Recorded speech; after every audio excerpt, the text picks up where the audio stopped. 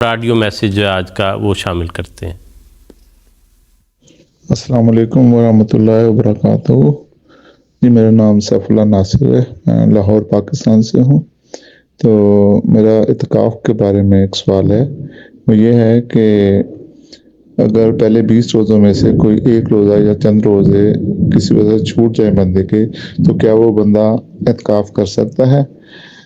تو دوسرا اس کے ساتھ ہی کہ اگر دوران اعتکاف بندے کا کوئی بیماری کی وجہ سے 1-2 روزے چھوٹ جائیں تو کیا اس کا اعتکاف ہو جائے گا یا اس کا اعتکاف نہیں ہوگا؟ السلام علیکم ورحمۃ اللہ وبرکاتہ۔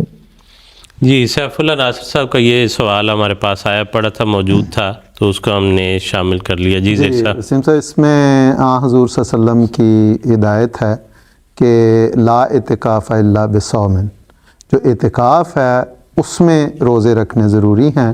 ہاں، اگر اعتکاف سے پہلے جو 2 عشرے گزرتے ہیں، پہلا عشرہ اور دوسرا عشرہ، اس میں کسی سفر یا بیماری کی وجہ سے اگر کوئی روزہ نہیں رکھ سکا تو اس سے کوئی فرق نہیں پڑتا، لیکن جب وہ اعتکاف میں بیٹھے گا تو اس میں وہ جو مسنون اعتکاف ہے، جو حضور صلی اللہ علیہ وسلم کی سنت کے تابع ہے، اس میں روزے رکھنے ضرور۔ جیسے میں نے عرض کر دی، حضرت عائشہ کی غالباً یہ روایت ہے کہ انہوں نے فرمایا کہ لا اعتکاف الا بصوم، کہ روزے کے بغیر اعتکاف نہیں۔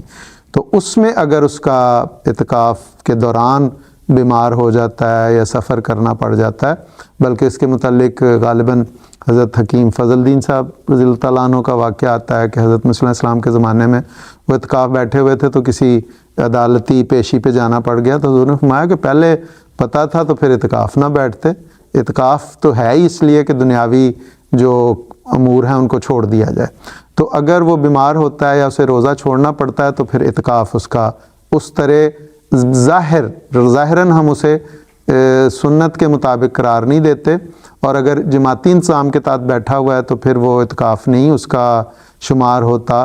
لیکن اس کے قبولیت یا عدم قبولیت کا تعلق انسانوں کے ساتھ نہیں ہے، وہ تو اللہ تعالیٰ کی ذات کے ساتھ ہے، اس کے متعلق ہم کوئی فتویٰ نہیں دے سکتے۔ ہم صرف یہ کہہ سکتے ہیں کہ مسنون اعتکاف کے لیے ان 10 دنوں میں یا ان 11 دنوں میں روزہ رکھنا لازمی ہے۔ لیکن اگر اس سے پہلے ان کا ایک مرحلہ ایک حصہ یہ بھی تھا کہ اگر اس سے پہلے وہ نہیں رکھ سکے، جیسے آپ نے اس کی وضاحت کر دی ہے، تو وہ بھی اس کے متعلق بھی حدیث میں یہ ذکر ملتا ہے کہ حضرت عائشہ رضی اللہ تعالیٰ عنہ بیان فرماتی ہیں کہ ہمارے بعض روزے چھوٹ جایا کرتے تھے ایام مخصوصہ کی وجہ سے، تو اس کے باوجود ہم اعتکاف بیٹھا کرتے تھے۔